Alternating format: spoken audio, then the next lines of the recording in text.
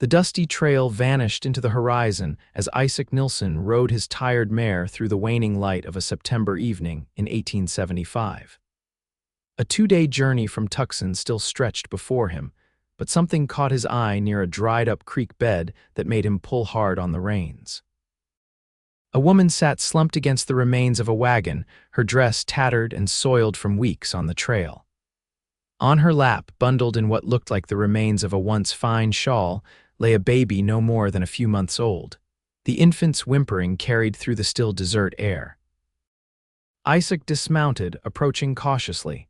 He'd seen enough desperation in the Arizona territory to know when someone had reached their breaking point. "Madam," he called out, keeping his distance, "you need assistance." The woman's head snapped up, fear flashing across her face before exhaustion claimed it again. Her hair, which might have once been a lustrous brown, hung in matted clumps around hollow cheeks. Her lips were cracked from dehydration, and her eyes carried the vacant stare of someone who'd lost everything. "Please," she whispered, her voice barely audible. "Just a little water for my baby. I don't care what happens to me, but she needs." Her voice broke as she hugged the infant closer. Isaac reached for his canteen, approaching slowly. "I've got water and some jerky in my saddlebag. You're welcome to both." The woman's eyes filled with tears. "I can't pay you. I'm not asking for payment, madam." Isaac knelt down, unscrewing the cap of his canteen. He noticed then that her dress, though filthy now, had once been of good quality. This wasn't a woman accustomed to hardship. She took the canteen with trembling hands, first moistening the baby's lips before taking a small sip herself. "Name's Isaac Nilsson," he said, noting how the baby immediately quieted at the taste of water. "I've got a ranch about 2 days' ride from here." "Bethany," she replied after a moment's hesitation. "Bethany Rhodes, and this is Emma." Isaac glanced around at the broken wagon wheel, the missing horses, and the scattered belongings. "What happened here, Mrs. Rhodes?" "Miss," she corrected automatically. "My brother and I were traveling to California," her voice faltered. "Bandits took everything of value 3 days ago. Shot James when he tried to fight back. The horses spooked and broke the wheel when they ran." Isaac's jaw tightened. The trail between Tucson and California was notorious for desperate men preying on travelers. "You've been here 3 days?" he asked, unable to mask his shock. Bethany nodded weakly. "I buried James as best I could, thought someone would come along." Her eyes darted to the baby. "I've been saving what little water remained for Emma." Isaac's mind worked quickly. Night would fall soon, and leaving them here wasn't an option. His ranch was too far, but Tucker's station was maybe 4 hours' ride if they pushed hard. "Miss Rhodes, I can't leave you and your little one out here. If you'll trust me, I can get you both to safety." Fear crossed her face again. "I can't repay you, I have nothing left." Isaac removed his hat, revealing sun-bleached blonde hair and eyes the color of a summer sky. "I'm not asking for payment. No decent man would." He paused, seeing her hesitation. "Miss Rhodes, Bethany, I promise you this. As long as I draw breath, you'll never have to beg again. Not for water, not for safety, not for anything." Something in his straightforward declaration seemed to reach her. Bethany studied his face, perhaps searching for deceit, finding only steadfast determination. "We'll need to ride double," Isaac continued, retrieving a small bundle of jerky from his saddlebag. "Eat this slowly. It's not much, but it'll help until we reach Tucker's station." "What's at Tucker's station?" she asked, carefully breaking off a tiny piece of jerky and placing it on her tongue. "A boarding house run by a good woman named Margaret Tucker. Hot food, clean beds, and a doctor who can check on Emma." Isaac began gathering the few salvageable items from Bethany's scattered belongings. "Is there anything special you need from what's left here?" Bethany pointed weakly to a small leather satchel half hidden beneath wagon debris. "My brother's journal. It's all I have left of him now." Isaac retrieved it, noticing the gold wedding band that hung from a thin chain around Bethany's neck. Not her husband's, he suspected, but perhaps her mother's. When Bethany had eaten enough to steady herself, Isaac helped her to her feet. She swayed dangerously, clutching Emma to her chest. "I'll hold the baby while you mount," he offered. "Then I'll hand her up to you." Bethany hesitated, then carefully transferred the bundled infant to his arms. Emma stared up at Isaac with curious eyes, waving a tiny fist. "Hello there, little lady," he murmured. Something shifted in his chest as the baby grabbed his finger with surprising strength. Getting Bethany settled on his horse took several attempts. Her weakness was evident in every movement, and Isaac worried she might not be strong enough for the journey. Finally, with Bethany seated in the saddle and Emma secure in her arms, Isaac mounted behind them. "Lean back against me if you need to," he instructed, reaching around her to take the reins. "Don't worry about falling, I won't let either of you go." As they set off, the sun dipped below the horizon, painting the desert in gold and crimson. Isaac kept the pace gentle, mindful of his passengers' fragility. Bethany remained rigid at first, but as night deepened and the temperature dropped, she gradually relaxed against his chest, her exhaustion winning over caution. "Was California your final destination?" Isaac asked, trying to keep her awake and alert. "Yes," Bethany replied softly, adjusting Emma in her arms. "James had a friend with a business there, said we could start fresh." "What were you leaving behind?" There was a long silence before Bethany answered. "Everything. Our parents died last winter. The bank took our home in Boston. James was all I had left." She paused. Then Emma came along. Isaac processed her words carefully. "Emma is your daughter?" "No," Bethany said, her voice catching. "Her mother was our neighbor. She died in childbirth the day before we left. Her husband had abandoned them months before. She made me promise to take Emma to give her a chance at life." The stars emerged overhead, brilliant and cold in the desert sky. Isaac considered her story, piecing together the desperate journey that had led them here. "Boston to California is a long way to travel with an infant," he observed. "We had no choice. James said the West offered opportunities for those willing to work hard." Bitterness crept into her voice. "He never mentioned the dangers." "The territories can be harsh," Isaac agreed, "but there's goodness here too, and possibility." "What possibilities exist for a woman alone with a child not her own?" Bethany asked. Isaac had no immediate answer. The question hung between them as they continued through the darkness. Emma began to fuss, and Bethany rocked her gently, humming a soft lullaby. The sound stirred something in Isaac's memory, his own mother singing similar tunes on cold Minnesota nights before the war, before she was lost to fever. "You're good with her," he commented. "I worked as a governess for several years," Bethany explained, "before our parents fell ill." "That's a skill that doesn't go to waste out here," Isaac said. "Not many educated women in these parts." They fell into silence again, the rhythmic plodding of the horses' hooves marking time. Twice, Isaac stopped to let Bethany stretch her cramped limbs and to offer water to both his passengers. The lights of Tucker's station appeared shortly after midnight, a small collection of buildings that represented civilization in this empty stretch of territory.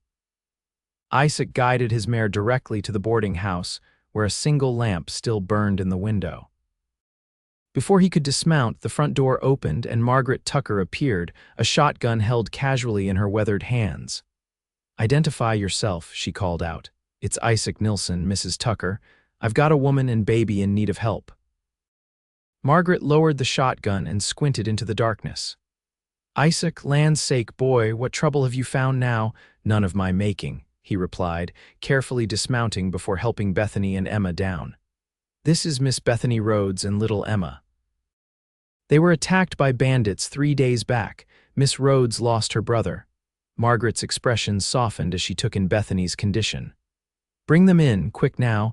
That child needs warming, and by the look of her, the mother's not far from collapse herself." "I'm not her mother," Bethany murmured, but allowed herself to be guided inside. The boarding house was modest but clean, with a fire burning low in the hearth. Margaret immediately set about stoking the flames while Isaac helped Bethany to a chair near the warmth. "I'll fetch Doc Miller," Isaac said, turning to leave. "Not at this hour you won't," Margaret countered. "That old fool drinks himself to sleep every night. He'll be useless until morning. I've raised 8 children and buried 2 husbands. I know enough to see them through the night." She disappeared into the kitchen, returning moments later with a cup of broth. "Sip this slowly, girl," she instructed Bethany. "Too much too fast will make you sick." She turned her attention to Emma, unwrapping the baby with practiced hands. When did this little one last eat properly? Bethany's eyes filled with tears. I've been giving her sugar water, my milk. It started to dry up after the second day without proper food. Margaret nodded, unsurprised. I've got goat's milk we can dilute for tonight. Tomorrow we'll find a proper wet nurse in town. There's a new mother at the Jenkins place who might help. Isaac stood awkwardly by the door, his hat in his hands. I should see to my horse. The stable boy will handle it, Margaret said firmly. You found them, Isaac. You're responsible until we sort this out. Responsibility wasn't something Isaac took lightly. 8 years after the war, he still felt the weight of decisions made on blood-soaked fields. He nodded once, accepting Margaret's declaration. While Margaret tended to Emma, Isaac helped Bethany to a small room off the main parlor. A narrow bed with clean linens awaited. You'll feel better after some rest, he said, setting her recovered satchel on a nearby chair. Mrs. Tucker will bring Emma once she's fed. Bethany caught his sleeve as he turned to leave. Her eyes, though exhausted, were clear and direct. Why are you helping us? She asked. Truly, Isaac considered the question carefully. Because it's what should be done, he finally answered. And because I know what it is to be alone in the world. Something passed between them, then an understanding, perhaps, or the recognition of a kindred spirit. Bethany released his sleeve. Thank you, Mr. Nilsson. Isaac, he corrected gently. Get some rest, Bethany. He left her to Margaret's care, stepping out onto the porch where the desert night enveloped him. Stars wheeled overhead, indifferent to human concerns. Isaac pulled out his tobacco pouch, rolling a cigarette with practiced fingers. The image of Bethany holding Emma against that broken wagon wouldn't leave him. Something about her dignity in desperation had stirred him deeply. Her educated speech and manner suggested a life far removed from the hardscrabble existence of the territories. Yet here she was, fighting for survival with a determination that impressed him. Isaac lit his cigarette, considering his options. His ranch needed attention. The cattle drive would begin in less than a month, and there was much to prepare. He couldn't linger in town. Yet the promise he'd made weighed on him. He'd told Bethany she would never have to beg again. Words offered in the moment of rescue now felt like a vow he wasn't sure how to fulfill. The boarding house door opened, and Margaret joined him. The baby's sleeping, she reported. She's underweight but strong. The mother, she's not the mother, Isaac corrected automatically. Margaret raised an eyebrow. The young woman then, she's sleeping too, though I suspect nightmares will trouble her, losing her brother that way. She shook her head. What are your plans, Isaac? He exhaled a stream of smoke. I need to get back to my ranch and the girl and baby. I promised I'd help. Margaret studied him with shrewd eyes. You can't take them to that bachelor's hovel you call home. No, he agreed, but I can't leave them without means either. She has education, Margaret mused. Proper Boston manners, from the little she said, could be an asset to the right household. I won't see her indentured to some family, Isaac said sharply. She's been through enough. There are respectable positions, Margaret insisted. The new schoolteacher left last month married that fool from the sawmill. The town council's desperate for a replacement. Isaac considered this. A teaching position would provide Bethany with income and standing in the community. It might be the best solution for everyone. I'll speak with Mayor Collins in the morning, he decided. If the position is suitable, I'll propose it to Bethany when she's stronger. Margaret nodded, satisfied. You've done a good thing tonight, Isaac. Not many would have stopped. He finished his cigarette in silence, thinking of those who hadn't stopped for Bethany before him. How long had she sat by that broken wagon, watching the trail for help that never came? The next morning, Isaac rose early after a restless night on Margaret's parlor sofa. He found the older woman already in the kitchen preparing breakfast. The doctor's been and gone, she reported. Says the baby needs proper feeding but is otherwise healthy. A miracle considering, and Bethany, exhaustion, dehydration, the beginnings of heat sickness. Nothing that rest and good food won't cure. Margaret set a plate of eggs before him. She's still sleeping, best to let her be for now. Isaac ate quickly, then headed to the mayor's office. Walter Collins, a former Union officer who'd come west for his health, received him with surprise. Nilsson, thought you'd be knee-deep in ranch work. Drive's coming up soon, isn't it? Isaac explained the situation, watching Collins's expression shift from curiosity to concern. Damned bandits are getting bolder, the mayor muttered. We've had 3 reports this month alone. Need to organize another posse. He leaned back in his chair. Now, about this Miss Rhodes, she's qualified to teach. She worked as a governess in Boston, Isaac said. Seems well-educated, proper-spoken. Collins nodded thoughtfully. The school board is desperate. Children running wild since Miss Peterson left. If Miss Rhodes is willing and capable, I don't see why not. He paused. But what about the baby? Isaac hadn't considered that complication. The child isn't hers by birth, but she's assumed responsibility. I suppose she'd need to make arrangements during school hours. Mrs. Collins might help there, the mayor offered. She's forever complaining about our empty nest. Having an infant to fuss over occasionally might do her good. By midday, a tentative plan had formed. If Bethany agreed, she could take up the teaching position when the fall term began in 2 weeks. The pay was modest, but included lodging in the small house behind the schoolhouse. Mrs. Collins would assist with Emma during school hours. Isaac returned to the boarding house to find Bethany sitting in the parlor, Emma cradled in her arms. Clean and rested, with her hair neatly braided and wearing a borrowed dress that hung loosely on her frame, she looked transformed from the desperate woman he'd found by the creek. "Mr. Nilsson," she greeted him, her voice stronger than before. "Mrs. Tucker said you'd gone to town on my behalf." Isaac removed his hat, suddenly conscious of his dusty clothes and unshaven face. "I spoke with Mayor Collins about a position that might suit you." Hope flickered across Bethany's face, quickly tempered by wariness. "What sort of position?" "The town needs a schoolteacher, the last one left unexpectedly." He explained the arrangements he'd discussed, emphasizing that the decision was entirely hers to make. Bethany listened intently, her fingers gently stroking Emma's cheek as the baby slept. When Isaac finished, she remained silent for a long moment. "It's a generous offer," she finally said. "More than I could have hoped for yesterday." She met his gaze directly. "But I must ask, why are you doing this? You've already done more than duty requires." Isaac shifted uncomfortably.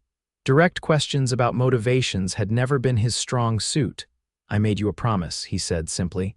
"That I would never have to beg again," Bethany recalled. A promise made to a stranger in desperate circumstances. Many would consider it fulfilled by delivering me to safety. "I'm not many," Isaac replied. "When I give my word, I stand by it." A small smile touched Bethany's lips. "A rare quality, Mr. Nilsson." "Isaac," he reminded her. "Isaac," she amended. "I accept the teaching position with gratitude, and I promise I won't disappoint those who have placed their trust in me." Relief washed over him. "The school term begins in 2 weeks. That should give you time to recover your strength." "And what of you?" Bethany asked. "Mrs. Tucker mentioned you have a ranch to return to." "I'll leave tomorrow," Isaac confirmed. "The cattle drive starts soon, and there's much to prepare." Something like disappointment crossed Bethany's face, quickly masked. "Then I must thank you now for all you've done." "I'm not sure I would have survived another day out there." "No need for thanks," Isaac said gruffly. "Anyone would have done the same." "We both know that's not true," Bethany replied softly. The remainder of the day passed in preparations. Isaac arranged for Bethany's few recovered belongings to be stored until she could move into the teacher's house. He purchased basic necessities clothing for both Bethany and Emma, toiletries, and other essentials using money from his own savings. When Margaret questioned this expense, Isaac shrugged it off. "It's an investment in the town's new schoolteacher," he said, though they both knew it was more than that. That evening, after Emma had been fed and put down to sleep in a makeshift cradle, Bethany joined Isaac on the boarding house porch. The desert sunset painted the sky in spectacular hues of orange and purple. "It's beautiful," Bethany remarked, wrapping a borrowed shawl around her shoulders against the cooling air. "One of the reasons I stayed after the war," Isaac admitted. "Minnesota winters lost their charm after 4 years of fighting." "You were a soldier?" Bethany asked, studying his profile. Isaac nodded. "Union cavalry, enlisted at 17, saw things no boy should see." He rarely spoke of those days, but something about Bethany's quiet presence invited confidence. "My brother fought as well," Bethany said. "He came back changed. Our parents never understood why he couldn't simply resume his old life." "War marks a man," Isaac said. "Some scars don't show." They sat in companionable silence as darkness claimed the land. Stars appeared, brilliant and clear in the desert sky. "I never thanked you properly," Bethany said suddenly. "For Emma as well as myself, you saved 2 lives yesterday." Isaac shook his head. "You're the one who kept that child alive against all odds. That took courage, not courage," Bethany corrected. "Desperation and a promise to her mother." "Promises matter," Isaac agreed. Their eyes met briefly before Bethany looked away. "Will you return to Tucker's station after your cattle drive?" "I usually do, every few months for supplies." Isaac hesitated, then added, "I'd like to see how you and Emma are faring in your new positions." A genuine smile lit Bethany's features. "We would welcome the visit." Morning came too quickly. Isaac loaded his saddlebags while Margaret prepared a hearty breakfast and packed provisions for his journey. Bethany appeared with Emma in her arms, looking stronger than the day before, though still thin and pale. "Safe travels, Isaac," she said, offering her free hand. He took it, noting how small and delicate it felt in his weathered grasp. "Take care of yourself, Bethany, and little Emma." The baby gurgled at the sound of her name, waving a tiny fist. Without thinking, Isaac bent down and placed a gentle finger in her grasp. "You be good for your guardian," he told the infant seriously. "I'll be checking on your progress when I return." When he straightened, something had changed in Bethany's expression, a softness that hadn't been there before. "We'll be waiting," she said simply. The parting was harder than Isaac had anticipated. As he rode away from Tucker's station, he found himself glancing back repeatedly until the settlement disappeared behind him. 2 months passed before Isaac returned to town. The cattle drive had been successful, though not without challenges: a flash flood, 2 cowboys injured in a stampede, and negotiations with the buyers that stretched his diplomatic skills to their limits. By the time he rode into Tucker's station in late November, the first chill of winter had touched the desert. The town showed signs of growth since his last visit: a new storefront under construction, more activity around the stagecoach station. Isaac's first stop was the schoolhouse, a modest building at the edge of town. Classes would be finished for the day, and he hoped to find Bethany at the small house behind it. As he approached, the sound of children's laughter caught his attention. In the schoolyard, a group of students ranging from 6 to 14 years of age surrounded a familiar figure. Bethany stood in their midst, her hair caught up in a practical knot, reading aloud from a book with animated gestures. Isaac dismounted, tying his horse to a nearby post. He remained at a distance, unwilling to interrupt what was clearly an engaging lesson. Bethany's face was transformed by enthusiasm, her eyes bright, her cheeks flushed with color. She looked healthy and vibrant, a far cry from the desperate woman he'd found by the broken wagon. A small cradle sat in the shade nearby, and Isaac could just make out Emma's form, apparently sleeping through the outdoor lesson. When the reading concluded, the children peppered Bethany with questions, which she answered patiently. Finally, she dismissed them with reminders about tomorrow's assignments. As the students dispersed, Bethany turned toward the cradle, catching sight of Isaac in the process. Surprise registered on her face, quickly followed by a wide smile that sent an unexpected warmth through his chest. "Isaac," she called, waving him over. "You've returned," he approached, suddenly conscious of his trail-worn appearance. "Just rode in," he confirmed, removing his hat. "Thought I'd see how the new schoolteacher was faring." Bethany's smile deepened. "We're doing wonderfully, thanks to you."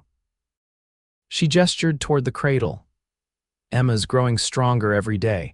Would you like to see her?" Isaac nodded, following Bethany to where the baby lay. 7 months old now, Emma had changed dramatically: plump cheeks, bright eyes that tracked their movements, and a toothless grin that appeared the moment she spotted Bethany. "She recognizes you," Isaac observed.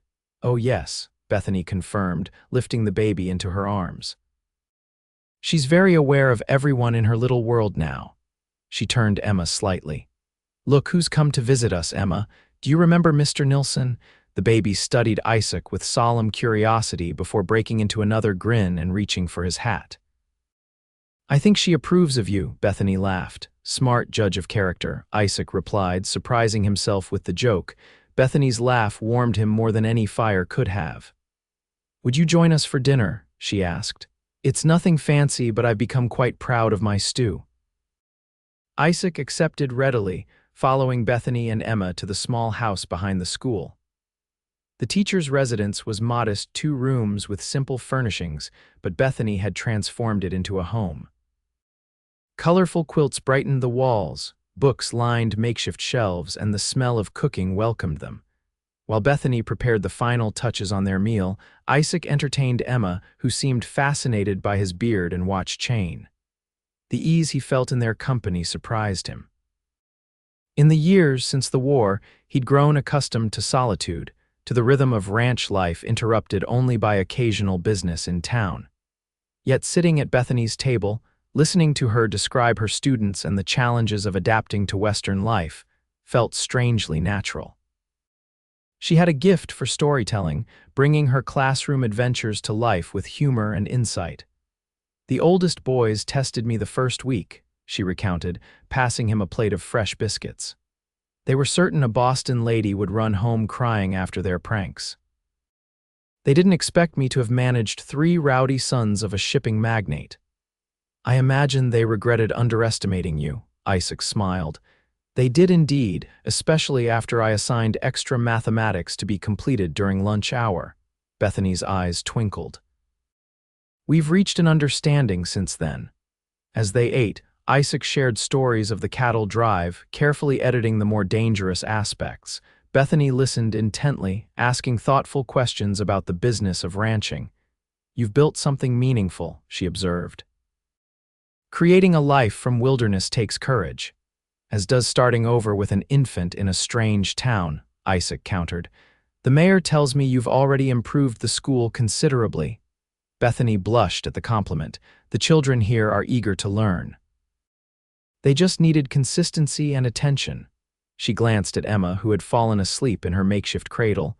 And Mrs. Collins has been a godsend with Emma. I'm not sure I could manage without her help during school hours. The community supports you, Isaac noted. You've earned their respect.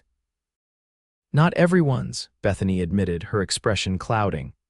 Some find it improper an unmarried woman raising another's child. There have been comments. Isaac's jaw tightened. Small town gossip could be cruel. Names, he asked tersely. Bethany shook her head quickly. No, it's not worth your concern. I've weathered worse storms than wagging tongues. Her smile returned. Besides, for every critic, there are 3 defenders. Mrs. Tucker threatened to ban the widow Peterson from her establishment after a particularly nasty remark. The thought of the formidable boarding house owner coming to Bethany's defense lightened Isaac's mood. Margaret doesn't make idle threats. Indeed not, Bethany laughed. The widow has been notably polite since then. As evening deepened, Isaac knew he should take his leave. He had business in town the next day before returning to the ranch, yet he lingered, reluctant to end their time together. Finally, when the hour grew late, he rose to depart. Bethany walked him to the door, Emma now sleeping soundly in her cradle. Thank you for the meal, he said awkwardly. It's been pleasant. The pleasure was ours, Bethany replied softly. Will you visit again before you leave town? Isaac nodded. I'll be here another day at least. Something passed between them, an unspoken sentiment that neither was ready to voice. Bethany broke the moment by impulsively reaching for his hand. I never forget that we owe our lives to you, she said earnestly. If there's ever anything I can do, there's no debt between us, Isaac interrupted gently, surprised by how right her hand felt in his. But I'd be honored to call you a friend. A friend, Bethany repeated as though testing the word. Yes, I'd like that very much. Isaac returned the next evening, bearing gifts, a carved wooden rattle for Emma and a book of poetry for Bethany. Her delight at both presents remained with him during the lonely ride back to his ranch. In the months that followed, Isaac found reasons to visit Tucker Station with increasing frequency. Each visit strengthened the connection between him and Bethany. They exchanged letters when distance separated them, hers eloquent and detailed, his shorter but heartfelt.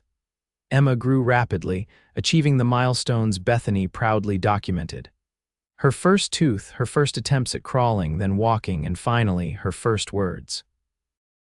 Isaac missed many of these moments, but Bethany's vivid descriptions made him feel included in the child's development. Spring brought new beginnings. Isaac expanded his ranch holdings, purchasing adjacent land from a neighbor returning east. Bethany's success as a teacher led the town council to approve funds for school improvements, including new books and supplies. On a visit in late April, Isaac arrived to find Bethany looking troubled. They had planned a picnic by the creek with Emma, now a toddler with boundless energy. As they watched the child explore the banks under their watchful eyes, Bethany finally shared her concern. "I received a letter from Boston," she said, her fingers nervously pleating the edge of the picnic blanket. "Emma's father has resurfaced." Isaac stiffened. "The man who abandoned his pregnant wife," Bethany nodded. "Apparently he's made his fortune in silver mining, now he wants his daughter." Alarm coursed through Isaac. "He has no right, he abandoned them both. But he is her father by blood," Bethany countered, her voice tight with emotion. "He's hired lawyers. They claim a single woman with no relation to the child has no legal standing." Isaac watched Emma toddle along the water's edge, singing a nonsense song to herself. The thought of her being taken from Bethany was unbearable. "What do you plan to do?" he asked quietly. Tears shimmered in Bethany's eyes. "Fight, of course. She's mine in every way that matters," I promised her mother. Without thinking, Isaac reached across the blanket, taking both of Bethany's hands in his. "You're not alone in this." Their eyes met, and something shifted between them, acknowledgement of feelings that had grown steadily over the past 8 months. "Isaac," Bethany began hesitantly, "I don't want you to feel obligated." "This isn't about obligation," he interrupted firmly. "It's about—" He paused, searching for words to express what had become increasingly clear to him. "It's about family, the one we choose." Understanding dawned in Bethany's eyes. "Are you saying I'm saying I love you?" Isaac stated plainly. "Both of you, I have for some time now. And if you'll have me, I'd like to make us a proper family." Bethany's breath caught. "Are you proposing marriage, Isaac Nilsson?" "Inelegantly, it seems," he admitted with a rueful smile. "But yes, with all my heart." Emma chose that moment to return to the blanket, throwing herself into Bethany's lap with a squeal of delight.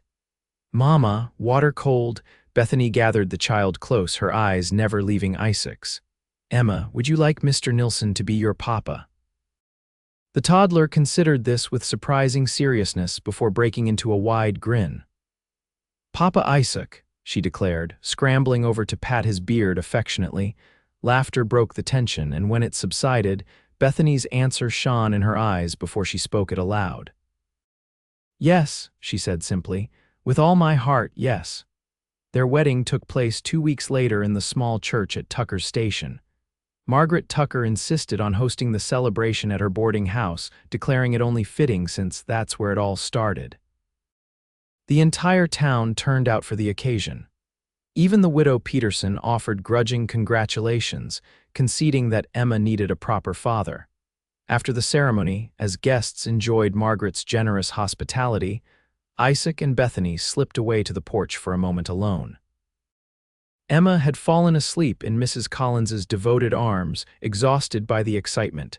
"Mrs. Nilsson," Isaac murmured, still marveling at the reality of their union. "Are you happy?" Bethany's smile outshone the sunset painting the desert sky. "Happier than I ever imagined possible after all we've lost." "Not lost," Isaac corrected gently, "just waiting to be found." Emma's father contested the adoption, but faced with a respectable married couple firmly established in the community and a hefty settlement arranged by Isaac, he eventually relinquished his claim. By summer's end, Emma was legally their daughter. The small teacher's house could not accommodate a family of 3, so Bethany resigned her position, though she continued to tutor several students whose education she had particularly championed. They moved to Isaac's ranch, where he had spent the weeks before the wedding, expanding and improving the main house. Life settled into new rhythms. Bethany transformed the ranch house with the same care she had given the teacher's residence, creating a home of warmth and welcome. Isaac found unexpected joy in returning from long days of work to his wife's embrace and Emma's excited greetings. Their family grew the following year with the birth of their son, James, named for Bethany's fallen brother. 2 years later, a daughter joined them, completing their family circle. On quiet evenings, after the children were asleep, Isaac and Bethany often sat on the porch, watching the desert stars wheel overhead. Sometimes they spoke of the past of losses and struggles that had shaped them. More often, they discussed the future, their dreams for the children, plans for the ranch, hopes for the growing community around them. On the 5th anniversary of their first meeting, Isaac surprised Bethany with a journey. They left the younger children with a trusted neighbor and took Emma, now 6 years old, to the spot where he had found them by the broken wagon. The landscape had changed little. The wagon remnants had long since disappeared, reclaimed by the desert, but the dry creek bed remained, and beyond it, the trail that had brought them together. Emma, too young to remember the events, listened wide-eyed as her parents recounted the story: Bethany's desperate vigil, Isaac's timely arrival, and the promise that had changed their lives. "You promised Mama would never have to beg again," Emma repeated thoughtfully, her small hand in Isaac's. "And she never did. Your father keeps his promises," Bethany said, her eyes meeting Isaac's with a depth of feeling that still took his breath away. "It was the easiest promise I ever made," Isaac replied, "and the most important." They stood together as a family, looking out over the desert that had nearly claimed 2 lives but had instead become the birthplace of something precious and enduring. "I'm glad you found us, Papa," Emma said, breaking the solemn moment with childish practicality. "But next time, maybe we could meet somewhere with more trees and less dirt." Their laughter echoed across the landscape, a sound of joy where once there had been only desperation. As they returned to their horses for the journey home, Isaac caught Bethany's hand, bringing it to his lips. "Thank you," he said quietly. "For what?" she asked, curious.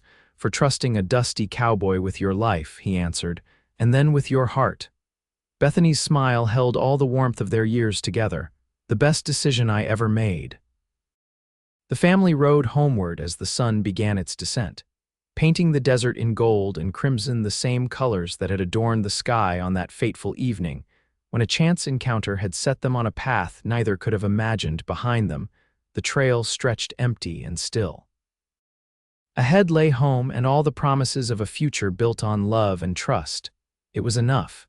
It was everything. As the ranch came into view, Emma urged her pony forward, eager to share their adventure with her siblings. Isaac and Bethany followed at a more measured pace, savoring the moment and each other's company. "Do you ever wonder," Bethany asked suddenly, "what might have happened if you had taken a different trail that day?" Isaac considered the question seriously. "Sometimes," he admitted. "But then I look at our life together and I know there was no other path for me. For us," Bethany corrected gently. "No other path for us. The distinction mattered. What had begun as rescue had transformed into partnership, into family, into a love that sustained them through all seasons." As they dismounted at the ranch house, greeted by the excited calls of their younger children and the comfortable chaos of homecoming, Isaac caught Bethany in a brief embrace. "No regrets," he whispered against her hair. She leaned back to meet his gaze, the same direct look that had captured his heart beside a broken wagon years before. "Not one," she assured him.